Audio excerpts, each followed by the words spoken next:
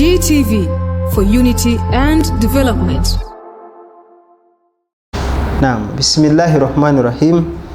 Alhamdulillahi rabbil alamin wassalatu wassalamu ala Mustafa Muhammad sallallahu alayhi wa sallam. Amma ba'd, abityo mwenna batulaba ate abatuliriza n'abatugoberera, assalamu alaikum wa rahmatullahi wa barakatuhu.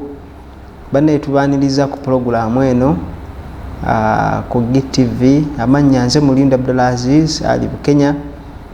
Ndi musajja munnamasaka super musajja munnamasaka. Nze nyingiddewo ne programu eyaddawa. Buli bwe mundaba wano kakasa bukakasa nti tugenda kunyumya bunyumya mboozi. Wabula teba mboozi, wabula mubaamu ebyokuyiga. Ebyokuyiga eriyo yenna ayagala okuyiga era ayagala okubaako kyayongera ku ddiini ye, oba oliawo n'okujjukizibwa ebikwatagana ku ddiini ya Allah subhanahu wa ta'ala. Abityo bakkiriza mwenna mbakutira okutya Allah subhanahu wa ta'ala. Buli omu w'osinziira, buli omu w'osinziirira okukola emirimu gyo, wawangaalira, w'osula, nkukuutira sejjaamu okubeera nga tutya Allah subhanahu wa ta'ala. Bwe tunaaba tumutidde tujja kwesiima, bwe tunaatya Allah tujja kuba tuwangudde. Eno duniya Allah subhanahu wa ta'ala ajja gitusikiza, ajja gitusikiza olw'okubanga tumutya. Ekyokubiri, eno duniya Allah ajja tufuula bawanguzi. Ate sibikoma wano ebyaffe, ekyo mukimanyi, ajja tufuula bawanguzi mu bulamu bwe tulimu ate n'obulamu obuddako. N'olwekyo yenna anaatya Allah mu bulamu bwe tulimu oyo ajja kuba awangudde olunaku olw'enkya. Kyentegeeza ku lunaku lw'enkomerero ajja kuba atawangudde. N'olwekyo ebigambo ebyo mbikukuutira munywanya ndaba, ate naawe wampuliriza nga nange mbyekuutira okutya Mungu Allah subhanahu wa ta'ala kye kigambo ekisingira ddala okubeera nga kikulu. Kale byonna ebirala bituleme naye kale tumutye. N'ebirala bikulema bitya ate ng'omutya? Ate kisoboka. Bw'oba otya Allah kitegeezo ojja kusaala. Bw'oba otya Allah kitegeezo ojja kwekomako. Abadde agenda eri biryo bireke, ogende nti wekambireke otye Allah wo. Abadde agala okutagala odde eno odde eri obireka wekka olw'okubanga otya Allah subhanahu wa ta'ala. N'olwekyo tumusaba Allah atuteeke embaddu abamutya, atufuula abaddu abamutya ffe kennyini n'ezzadde lyaffe n'abantu baffe ffenna okutwalira awamu. N'olwekyo ebigambo ebyo situbisoosoowaza lwakubulwa byakwogera. Si buli kadde nti tusooka okugamba nti bannange okutya Allah lwakuba nti ebyokwogera bye biweddeyo.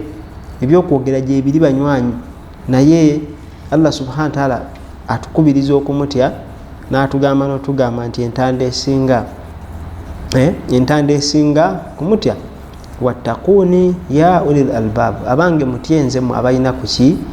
Abayina wattaquni ya ulil albab. Kyogere ntya? Anti abamu bivunula bulala. Wattaquni mutyenze abange mu abayina amagezi amalamu.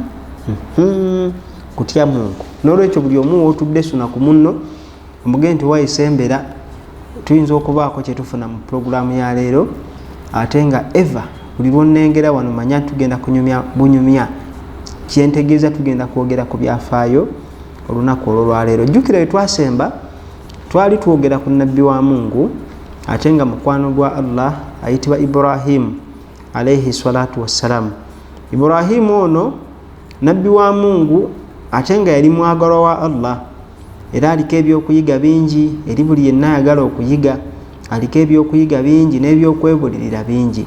Bwe twakoma nno nga Ibrahim alayhi salatu wassalamu azze okulaba mutabani we gw'ataasanga yeewaka, nkujjukizaako katini gwe ataaliwo. Oba wasubwa nno bya ddala, oba wasubwa nga tewaliiko munywanyi wasubwa, naye nteekateeka Allah azirina. Gwe weekumire ku GTV insha Allah ojja kubimanya. Bajja kukuddirangamu puroguramu zino obeere ng'oziraba oba oli awo oganyulwemu wamu n'abantu bo bonna. Mu mbeera efaanana bwetyo tuzzeeyo okwo katini emabega then tugende mu maaso. Ibrahim alayhi salatu wassalamu twasemba okulaba nga azze nsonyiweko yali azze okulaba ku mutabani we ayitibwa Ismaila mu kibuga Makka. Wabula teyamusangayo, yasanga omwana yawasa ku myaka 13. Ekyo nakinnyonnyola era tekisaana kuwaawaza matu, nakinnyonnyola bulungi nnyo. era yaliko gujja okubuuza akulambululire olw'okutalya budde ekyo situjja kukiremerako. N'olwekyo yamusanga yawasa wabula teyaliyo, yali waaliyo omwana omuwala gwe baali bawasizza. Muzeeyi Ibulayimu bwe yakonkona omwana omuwala naggulawo n'amugamba muzeeyi kiki ng'ogubye ye oli waawa nga sikumanyi anti muzunga temutuulako wammwe mwenjeera bwenjeezi oyagala ki? Tyali munaye bali gyakubbaawo nti omwavu bamunoonya omwagaza ki? Olulimi lukambwe ayogera bubi. N'amugamba nti mbadde mwagala naye simukoze nti awo ojja mulaba taliyo musajja mwavu naye bamunoonya. So bwe yali agenda n'amugamba nti bw'oba akomyewo muŋŋambire nti oluggi olw'emmanju nga si lunywevu, omwango gujjudde ebituli si mulungi aguggyemu.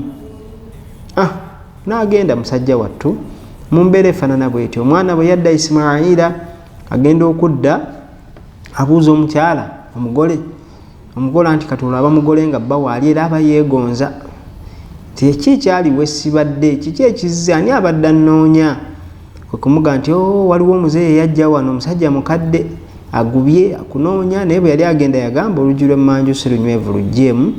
Bw'atyo n'amugamba nti oyo yali kitange ayitibwa Ibrahimu nabbi wa Allah, yali ategeeza nkugobe, n'olwekyo siba nkugobye. Ekyo ne kitegeeza ki? Ne kitegeeza obugonvu obw'abaana eri bakadde baabwe. Ne bwe kituuka ku nsonga z'okuwasa omuzadde n'agamba nti omwami muleke, bwe wabanga tewali nnyo nsonga ya dduniya muleke, anti mulimu n'ensonga nga omuzadde gyakuwa bintu bya dduniya. Omusajja muleke mwavu nnyo, twagala alina ku ssente. Abazadde abandaba n'abampuliriza nange ndi muzadde lwakuba nnyinza okuba sinnatuuka ku leva efumbiza oba ewasisa gwenzadde, naye sibo nange ndi muzadde alhamdulillah. Kakati boddira omwana omulenzi omuwala n'omugobya omuvubuka olw'okuba omuvubuka mwavu, ndaba toba mwenkanya. Era ensi eno gy'olaba ebimu ku bizibu bye twolekedde bye tuyina. Lwaki? Anti naawe bozaayo akatambi omwami wo omulungi Allah bakuuma bateremu ne baraka bufumbo bwomwe, naye ayinza okuba teyali mwavu teyali mugagga nga bwali. Sinakini nga nakati tagaggawalanga.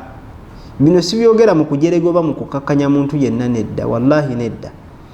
Naye tetugoba baana bano abazze okuwasa ewaka olw'obwavu.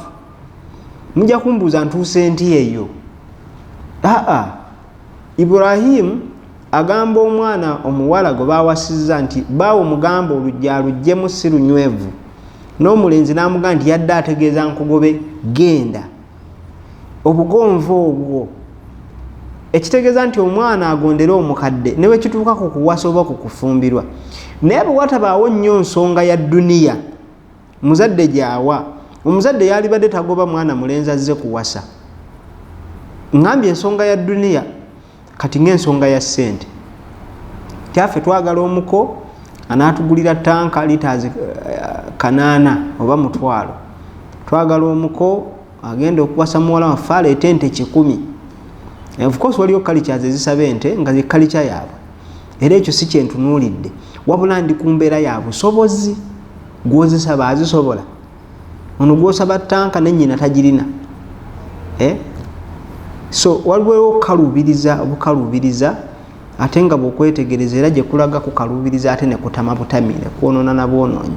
So mu mbeera efaanana bwetyo baganda bange ate ne bannyinaze ne bakadde baffe bazadde baffe abalungi, embeera ya duniya eno tekuyingiramu nekusubya ejjana. N'olwekyo ekyo kyali kyakuyiga kikulu okuva ku Ibrahimu alayhi salatu wassalamu nga tugenda ku mutabani we Isimaayira. Wabula oluvannyuma Isimaayira yaddamu n'awasa, era Ibulayimu bwe yadda nga akaseera katambuddeko katini yamusanga nga era taliyo, yali agenze kusuubula kubanga omulimu gwe gwali gwa busuubuzi. Bwe yajja n'akonkona omwana omuwala yaliyo n'aggulawo n'amwaniriza, banne nga tusanyusa okukulaba, ye muzeeyi tuulako wano kankuwekko okunywa, ye bannange bali batya kuliko olugendo muzeeyi nga sikumanyi. obadde ogamba ki nti badde noonya bbaawo nti ali mu lugendo naye anaatera okudda mpozi ngaobubaka obuleka ne mukutuusiza nti amuŋambire oluggi lunywevu anyweze tata oluggi luki omwanga omugumu oluggi lulungi alunyweze taluta tie kale era bwatyo n'asiibula agenda okudda ng'amubuulira ebyatuukawo n'amugamba we kitange yasiima empisa abakyala abandaba abafumbo n'abaana abawala bato bange bannyinaze ebigambo bino byammwe Allah jalla jalaaluhu era ayogera ku mukyalo omulongoofu yamwogerako ebigambo bingi yamwogerako ebirungi bingi naye omukyalo omulongoofu yoyo akukujjukiza bwe nejjukiza ekikolwa kya Ibrahimu alayhi salatu wassalamu okubanga teyali mushiriku teyegatta ku Allah n'ekintu n'eki obuwangaazi bwe bwonna era bw'atyo yasala ensolo ye ng'agisala ku lwa Mungu kubanga ne Mungu ye yali agimuwadde kakati ggwe ndaba wali osazeeko ensolo oba ku adha dhuhiya ng'eyo oba okusala kwonna kusala kungi naye ng'obisala lirabbika ku lw'omulezi wo yekka era ddala ogwanidde okuba mu basala ku lw'omulezi wo kubanga abantu bangi baali badde basala nga basala abantu bangi basala naye nga basalira birala asalira nnyumba ereme kumusala mbwe ennyumba bw'ogizimba n'otagisalira yo yeekusala abantu nga bafudde ejjamaa nga ne poloti yakati ne poloti esala abantu bafudde nga mu nsi talinaamu poloti talina na muzigo wasula talina basuza musuzi kati oki ekyamusala so weekebere oleme kuba mushiriku anti Allah jalla jalaaluhu yatugamba nti inna Allaha oyo omulezi waffe gwetuwulira gwetumanyi obulungi la yaghfir Allah tasonyiwa ayushraka bihi yenna ajjulukuka okuva mu bulamu bwe tulimu ng'abadde alina ekirala kyasinze ekitali Allah okumanya okusinza ekitali Allah kinene wa yaghfiru ma duna dhalika liman yasha gwe kakutanda n'osinza ekirala gwe bw'ofa Allah tajja kukusonyiwa waakiri alisonyiwa omukozi w'amazambi omulala ayinza okusonyiwa omuntu omulimba ayinza okusonyiwa omubbi naye nga tasonyiye muntu yafa ng'alina kyasinza ekitali Allah ng'alina kyasaba ekitali Allah nolwekyo omuntu asala ensolo tosaana kuba mu mbeera eyo yakusinza bitali Allah nedda olina kubeera pyuwa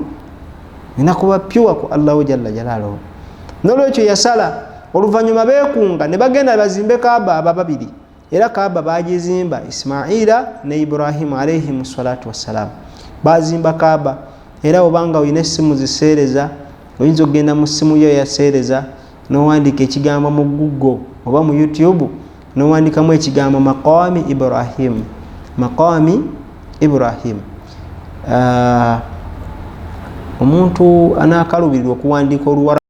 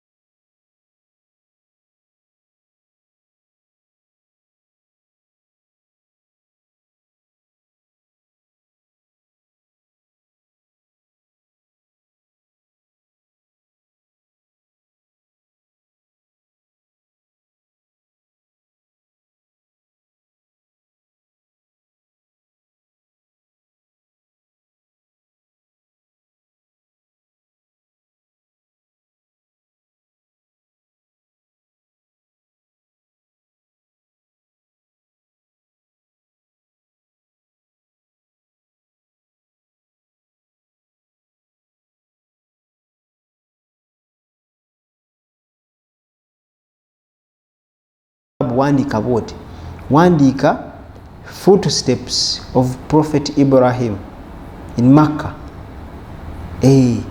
Biwandiike bwotyo bajja kulaga Nabbi Ibrahim bwe yamala okuzimba Kaaba yayimirira mu lwazi sikuseeteera wabula ne lulekamu ekigere nga bw'onoolinnya mu bitosi bw'olinnya obango mu kadongo bwoti ebigere ne bisigalawo. N'olwekyo yalinnya mu lwazi ebigere ne bisigalawo okuva mu mirembe egyasooka ebigere biwe ebiri paka kati ovumala okuba nti yali amaze okuzimba Kaaba.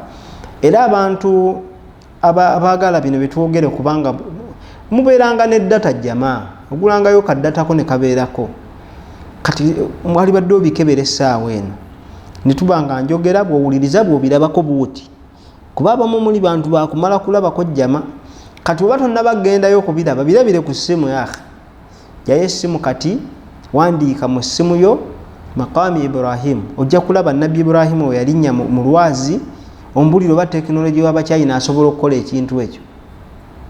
N'olwekyo ebyo ebintu bye bikulaga nti Obusiraamu y'eddiini entuufu tewali walala gye biri jama. Kale lwakuba abamu banywanyi munyiigira nga mbagambye ekintu ekyo naye munyiigira bwereere. Obusiraamu y'eddiini entuufu kubanga teri poloti ebana byapa bisatu nga byonna bituufu kubaako kimu ekituufu ne bwe kiba kikadde kebe emmotoka teba na kaadi 3 kubaako emu entuufu ne weba nga yenkadde teri kiba originality y'ekintu tebeera mu bungi kandi eddiini gonna makubo gatutwala nedda eddiini si gonna makubo bagabanga ddala gonna makubo agamu gabuza ojaggwa mu nnyanga ng'ogoberera olina kuba mugezi ekkubo kyettuufu lye nina okukwata. N'olwekyo waraditu lakum anil islaami diina Allah yatusiimira okubanga tuli basiraamu obusiraamu nga eddiini yaffe era Allah obusiraamu ye yabutuma nti busiraamu. Ekigambo busiraamu tekikyuka mu luzungu tekikyuka nti kati abazungu bo bakyogera lwabwe abaganda bakyogere lwabwe abakongo bakyogere lwabwe ffenna tusigala muslims ffenna tusigala n'ekigambo kimu basiraamu tuli basiraamu okiwulira nga kya Luganda naye nga si kya Luganda jjama just kuganda wazaamuuko katini. N'olwekyo obusiraamu y'eddiini entuufu era eri ku mazima. N'olwekyo kati naawe sala amagezi osale ekkubo oveeyo ate osaludde eno mu mbeera efaanana bwetyo. N'olwekyo baganda bange abalungi abatulaba ate abatuwuliriza tukyali ku GTV ku pulogulaamu daawa nange Mulindo Abdulaziz Ali Bukenya tubadde twetegereza Nabbi Ibrahim alayhi salatu wassalaam ye yazimbawo Kaaba eyo wabula Kaaba dayo mu biseera ebikadde Kaaba yaliwo kubanga ekigambo ekigambo kiri kitya mu Suratul Hajj aya ezimu Allah yagamba atya makana albayt ekigambo makana albayt Allah kye yali ayogerako mu kulagirira Ibrahim wajja n'atwala Hajara yali ategeeza obuwufu bw'ennyumba Kaaba. Obuwufu kitegeeza nti ekintu ekirina obuwufu kitegeeza kyaliwooko.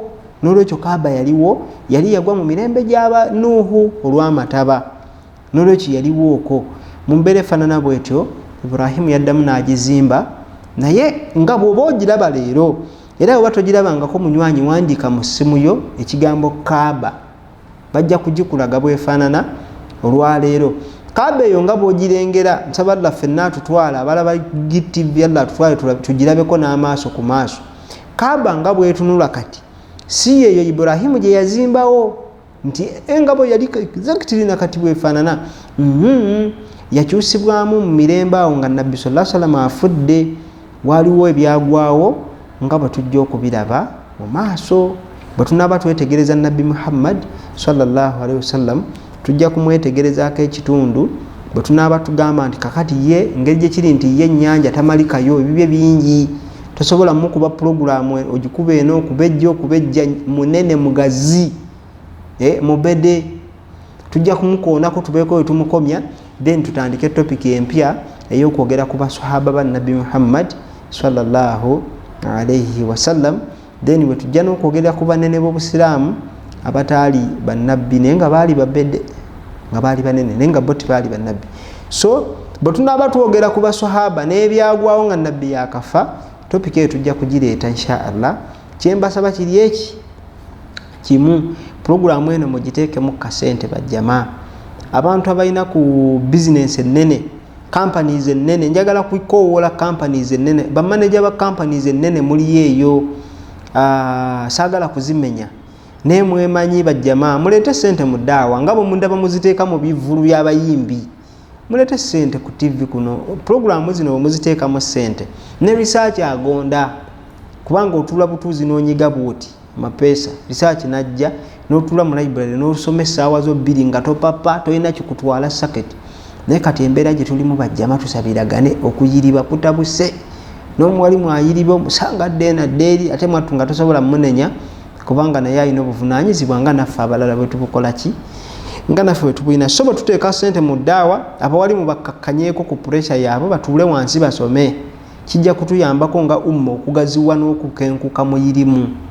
Naye nga tukyayiriba n'abawalimu, mwesiŋŋanya ababiri, mulwanira kasitoma yaakhe, gye biraga si walungi. Allah atusaasire. So njakoowola bannannyini masomero abalina companies ennene n'entono, abatandikawo bye mutandika, abafumbi, company muzireete tuzirange mu mbeera egamba nti kale katuteeke ssente zino mu ddaawa, kale ddaawa katugiteekemu, wallahi tojja kwejjusa. Bino bye tuliko si muzannyo, tuli serious, kubanga sisobola kuva gye nva nzi zentuule wano nga byenjogera sibimanyi, saabisomye, nva buvikaano ozuukuka buzuukusi.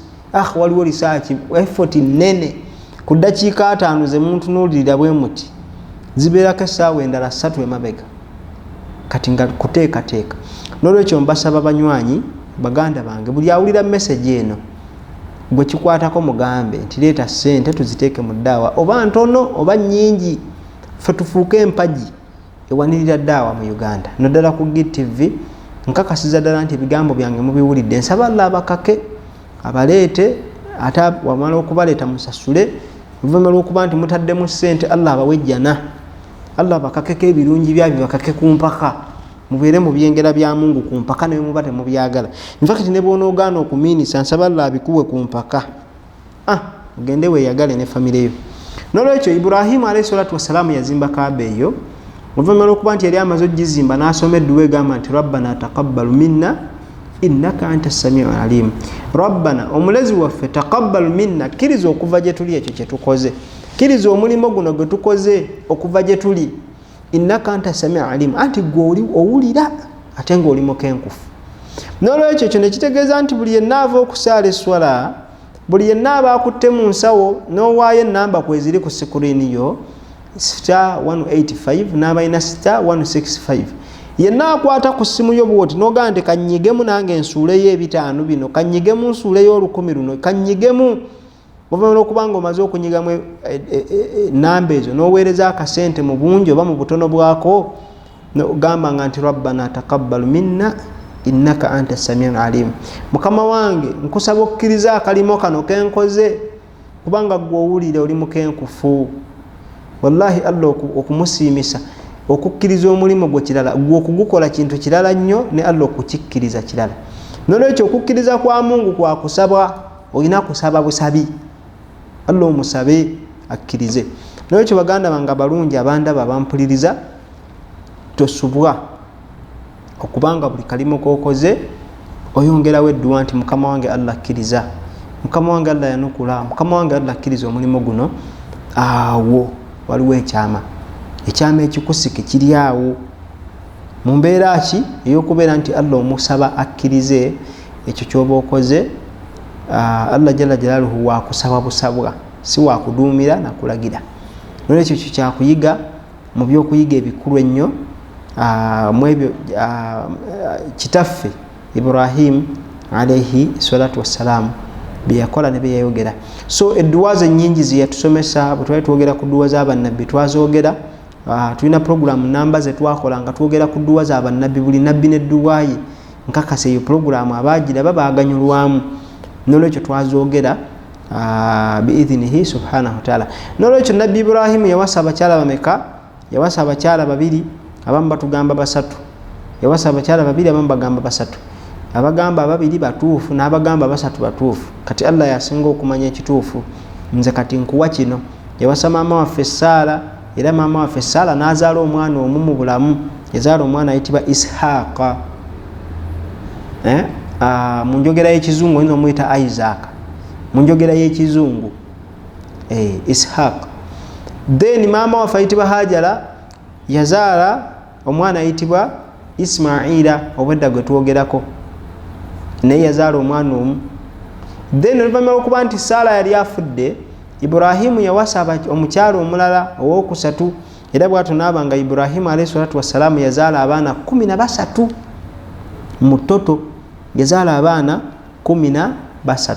Era batugamba nti Iburahimu yawanga, waliwo bwe nabiguddeko nga baga nti Iburahimu yawangala emyaka 200 n'ensonga zaabwe nga baziwa.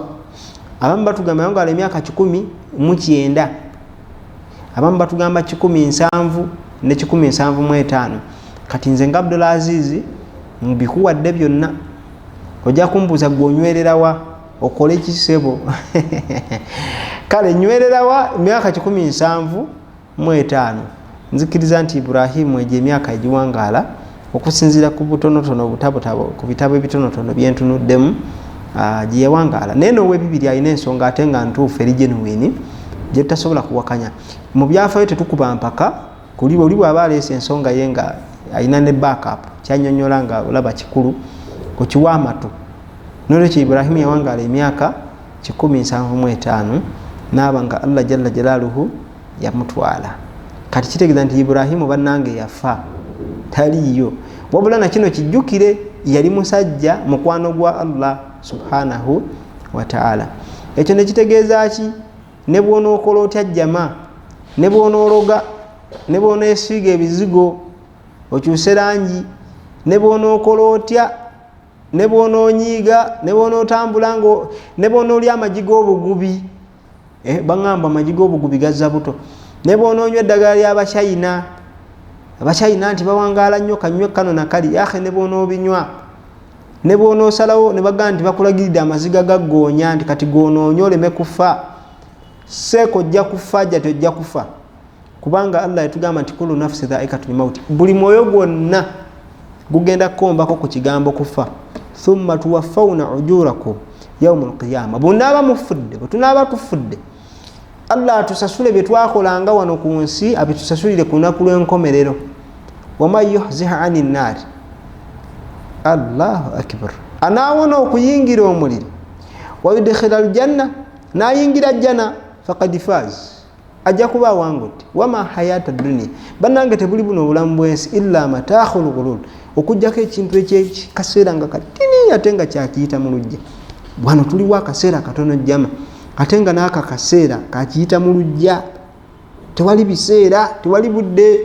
Babagamba nti musiraamu saddaaka, yahe kikole, oyina nusu 2 jako saddaakeko osabireko edduwa, oyina nusu 10 jako ekyebibiri jako engege saddaaka keeyo.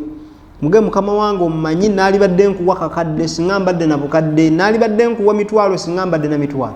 Nina lwasa yengege eyo gy'olabye, nkusaba Allah engege yange ogikkirize onkubisizeemu bingi, nkusaba Allah okkirize okuwaayo kwange onkubisizeemu kinene.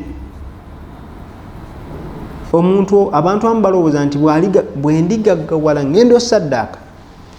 Allahu akbar, ngaani tuweeyo example nti gundi oyo mumulaba yali mwavu nga tata, kati yafuna sente azita, ngaani? Kati tukubireyo ekyokulabirako nti nga gundi ani? Oyina kikola kati. Bannange tetuba bakodo, ffe tuli basiraamu, ate bino bye tukola tubifunamu empeera nejjana. Ffe tuli basiraamu, buli konna kookolanga kalungi yahe wallahi okafunamu empeera mu bulamu buno n'obuddako, mu bulamu buno n'obuddako. Naye lwaki tugaana, lwaki tukaluba, lwaki twenyooma?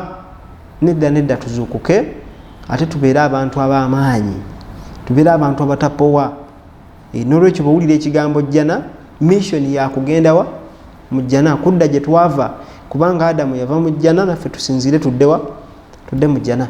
Tetujja kgenda mu jjana nga tulowooza kimu, twenakuwaza Allah atusaasire, ffe tuli banaku Allah atusaasire. Nedda, si byebyo, si byebyo, si byebyo n'eddakiika n'emu. N'olwekyo Iburahimu yafa, era bw'atyo n'aba nga tumufundikidde. Iburahimu tumwogedde, Ismaila tumwogedde, kati ojja kumbuuza nti ate Ishaaka nga tetumwogeddeeko. olw'ensonga nti Ishaaka kati gwe tuzzaako ate nga naye mugazi yeetaaga okuwa obudde tumutegeere.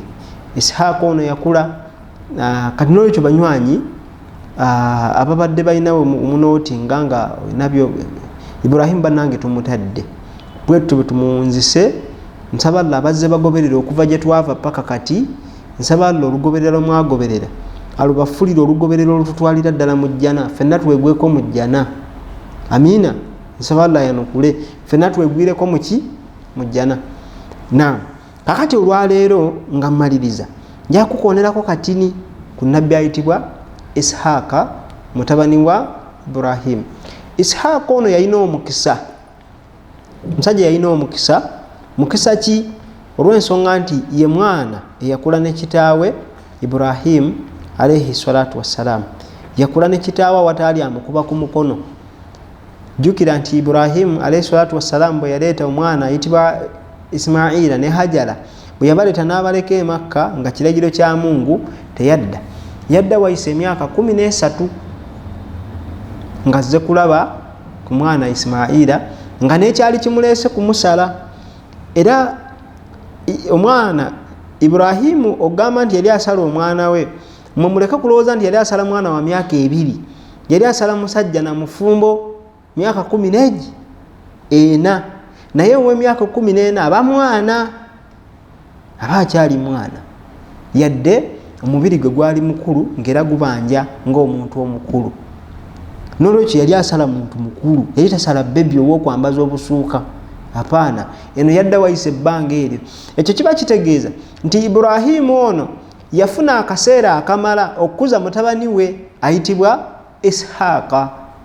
Era bw'atyo yamukuza bulungi, n'amubuulirira, n'amusomeranga ne ku dduwa ng'asaba Allah, abaana bange bano ja'alna muqima swala, Allah wange abaana bange nteekamu abo abayimirizaawo esswala, wa min dhurriyati, n'abaana bange obanywereze ku swala.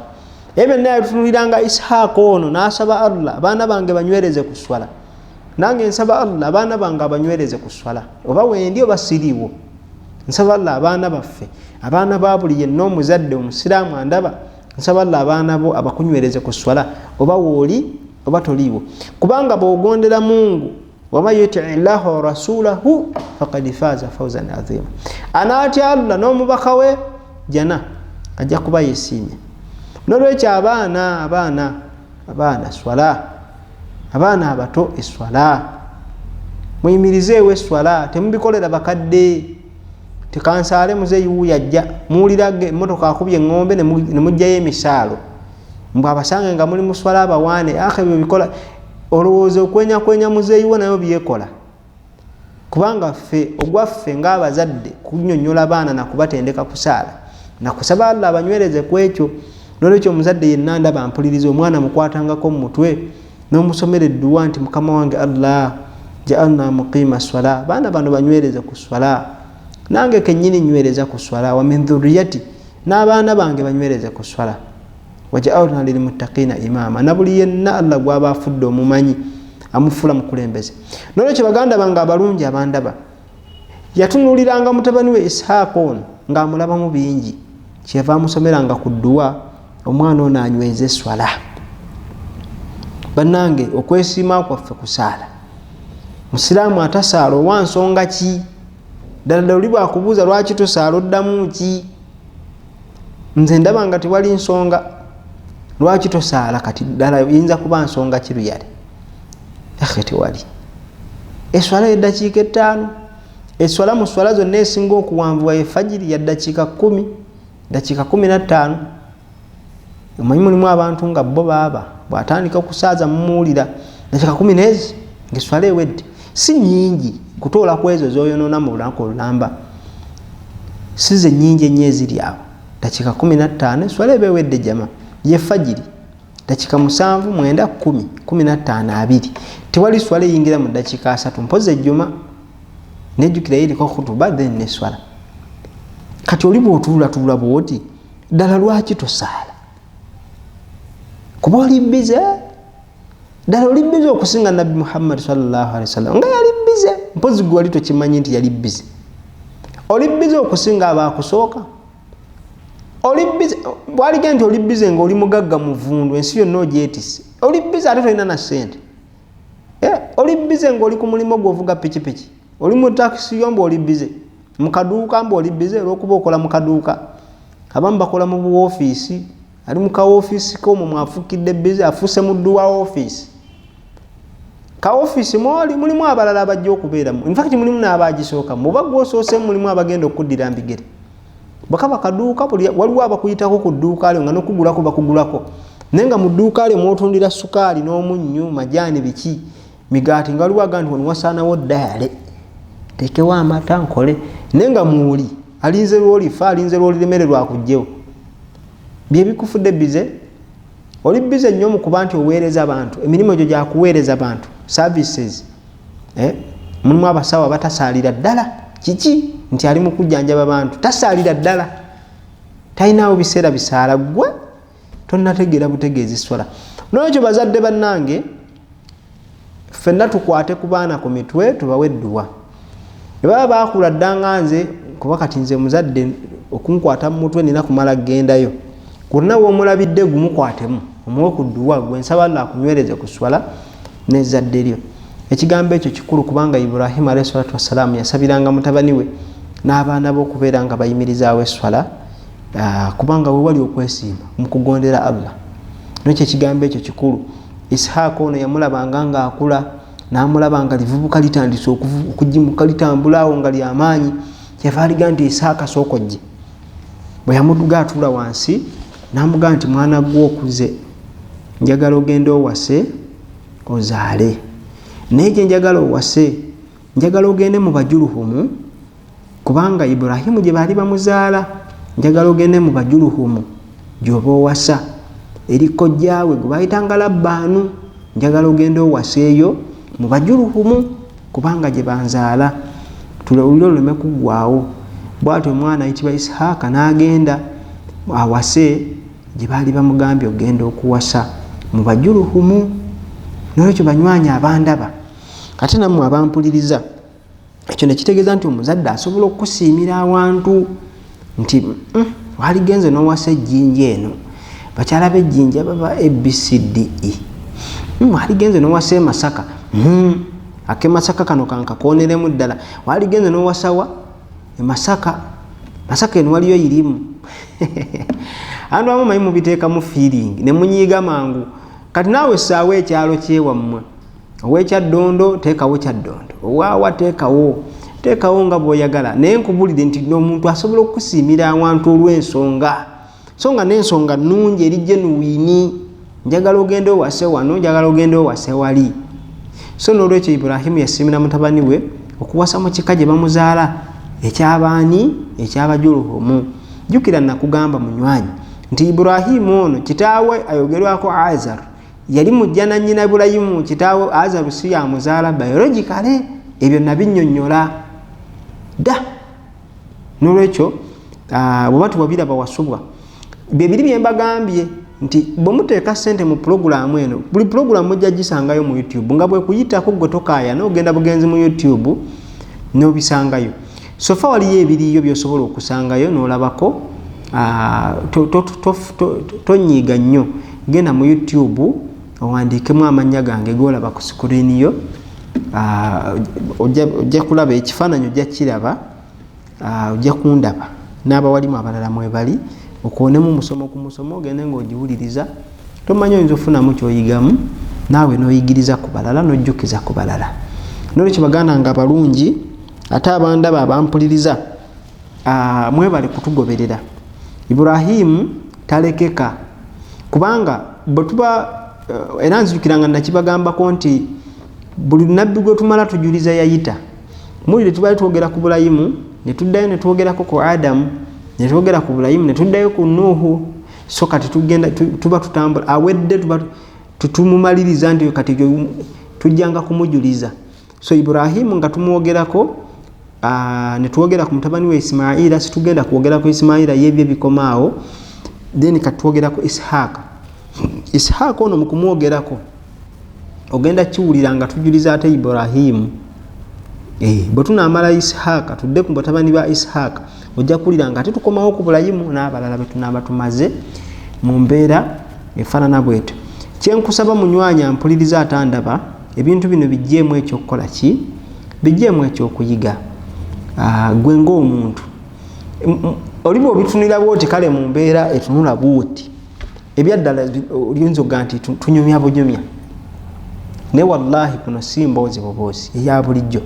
Eno mboozi erina amakulu, mboozi eyina kyetutuusaako. Nolwekyo bw'olamanyanga nti lunaku lwakuna abaana bayite, mukyala mutuule, muwulirize, munyumirwe, museke, musheyalinge bye muyize. Ebintu bino bisobola okugasa mu ngeri emu oba endala. Nolwekyo ebyokuyiga bingi bye tusobola okujja ku nabbi waffe, nabbi wa Allah ayitibwa Ibrahimu alayhi salatu wassalamu, naye mbibalekera nti gwe kati naawe tuula obeeko byolondobayo bwoti ogende nti kino nkiyize nange ngenda kissa wano mu nkola. Baako kyoyigayo gende nti kino nedda kankiteeke wano. Abazadde mutegedde engeri y'okusomera ku baana edduwa, n'abaana bakitegedde nti abazadde basobola obbawa ku dduwa, then n'abaana basabire ku bazadde, kubanga ate abaana bengeri gye batalina nnyo miroboli gya dduniya tomanyi oba oli Allah asobola okuyisizaawo. So mu mbeera efaana bwetu ffenna tuyambagane. N'abaana bakitegedde nti omuzadde asobola okusiimirawo okufumbirwa oba aw'okuwasa. Bw'aba akusiimidde si lutalo, si byampaka, si byamaanyi mifumbi ki, jesi tubeere bakkakkamu muge nti biwulidde naye nange ngamba bwe nti bibeere byakukkaanya. Abazadde tulabye enkolagana wakati w'omwana n'omuzadde, kubanga Ibrahimu bwe yagamba omwana nti ngenda kukusala olw'ensonga eno n'eno, olwattakuwa omwana gye yayina n'okutegeera bakadde be, oyinza okuŋŋa nti enkolagana wakati w'omwana n'omuzadde teyaliiwo. Bano baali bannabbi. Nekitulaga enkolagana wakati w'omwana n'omuzadde, nti omwana ono omuzadde okubanga teyeeyisanga, kuba mulimu omuntu gwe baga nti oyo omusajja mukambwe nga jjajjaawe, ayina embazuulu nga jjajjaawe. Sigamba nti buli jjajja aba n'embazuulu, naye mulimu omuntu nga yakambuwala bannange nga babayita bannakulasizannya, tayogerwako, tasongwamu. Kati omuzadde bw'oba mu mbeera y'abaana okubanga abaana bo bakulabanga aduuyi, abaana ng'ate bakulaba balina kudduka, kati butya bw'onoobawa edduwa era bo butya banaakuwa edduwa. Abazadde abatulaba ate n'abatuwuliriza, abaana abo boolaba pulojekiti ya bulabe erikejjana n'omuliro. Abaana pulojekiti ya tabbu gikwate bulungi n'obwegendereza. Kyakubiri, abaana bano bwe balaga omukwano ogwa ddala bajja kugasa maaso. Abaana bajja kugasa naye ono batoliiwo. Bino byoga nti bajja kugasa bagulire sukaali biviireko ddala, ebyo bya sukaali biveeko, bulijjo tonywa sukaali w'abaana. Allah ajja kuwa gweleka ate kwesiba ku bitonde bya Mungu, gwe weesibe ku Allah yagaba, tobitunuuliza sukaali. Kyenjogerako nti bajja kugasa. Bw'oba mu kabbuli ky'osinga okulya si mmere, bw'oba mu kabbuli olya dduwa seeka, fadhkuruni adhkurukum, munzijukire nange mbajjukire. Goza Allah yeerabira? Teyeerabira. Naye waliwo akaseera ng'abaafa situbamanyi. Bino byogera nkakasa wallahi nze jjajja wange saamulabako, azaala taata wange saamulabako, jjajja wange azaala maama wange omusajja saamulabako. Kati kitegeeza ki? Baafa. Naye waliwo kale bino ababiwulira bayinza obitegeera obulala, naye njagala onfune bulungi. Waliyo omuntu alemu emmere olw'okuba teyalaba ku jjajjaawe, n'omusanga mweraliikirivu nnyo ali awo emmere emuleme kiki nti bajjajja bange mukaaga emabega saabalabako.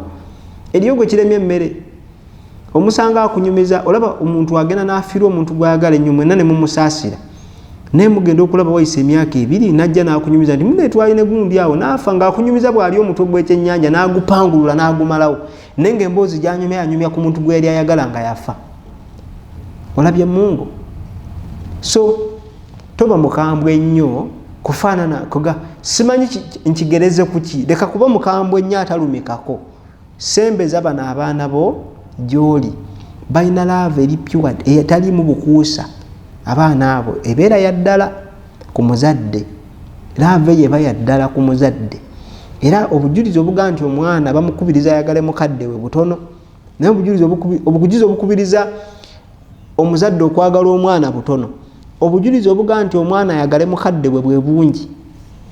Kankiddemu obujulizi mu Busiraamu obuga nti bannanga abazadde mwagale nnyo abaana butono, naye obugamba nti omwana ayagala nnyo omuzadde we bungi. Lwaki? Abaana bakyawa mangu. Nolwekyo basembeze balage nti gwe taata toli mukwano gwabwe kyokka, gwe oli muzadde abaagaliza ekirungi, ayagala okubawabula. Nolwekyo oba ogaana mutabani wo omwana gwola byagala okuwasa mumugaane birumaaluufu. Bw'oba ogaana muwala wo okufumbira omuvubuka mumugaane birumaaluufu mu bulungi, era omuwe n'ensonga ezimumatiza mutule butuuzi mukkaanya.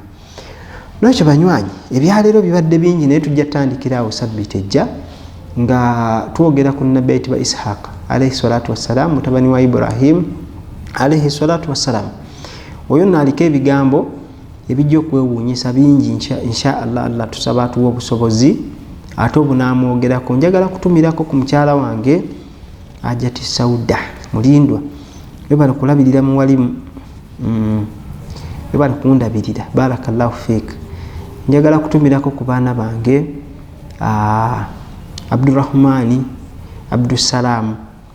Simanyi lwaki ayagala Abdurrahmani naye nga Abdussalam ewaswa.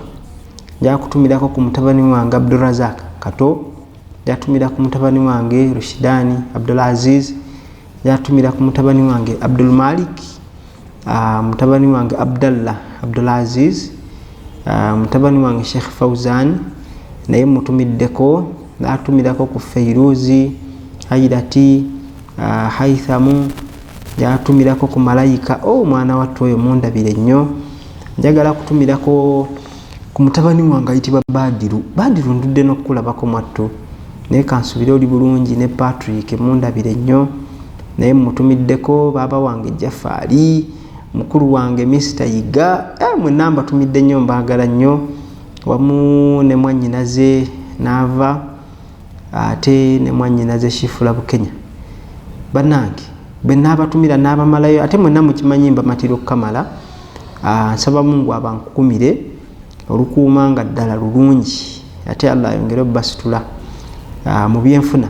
Nja kutumirako waliwo Haji message banne nagiraba, nagisangawo wano nga message enindiridde, nagisangawo nga nnungi nnyo, mwatungezaamu amaanyi. Bwe bali kugoberera amanya ngeerabidde naye nja gajjukira insha Allah, era nja kugajjukira nkukooneko. Naye mwebale mwenna kutulaba, wamu ne ssengange Sengayida Nanyonjo ali saidi eyo ewa Honorable Ssemuju Nganda. Honorable nkutumiddeko wamu ne maama, mwenna mbatumidde. Taata wange omulungi anzalira omukyala kutumiddeko mu Lufuka Jamada, ate ne maama Muzungu naye mutumiddeko. Mami mundabire nnyo, ndudde n'omulabaka naye andi ku mutima andi ku mutima ne jjajja wange Naalongo. Mwenna mbaagala nnyo, nsaba Allah abankuumire. Bwe naabatumira sijja kuvaawo wano, njatumirako ku muganda wange ndi naye mu studio wano, mukulu Kiwanuka Rashid, Umaru Senkayi, bwe babeera mu mabegeeyo mu pulogulaamu okulanga zitambula, wamu ne muganda wange Musa. Bannaye mwenna sobola kubamalayo, naye saba Allah jalla jalaaluhu obulamu bwakyatuwadde abutufuulire bwa mukisa, ate atusisinkanye nga tukyalimu abo abamutya. Nze Mulindo Abdulaziz, assalamu alaikum warahmatullahi wabarakatuh.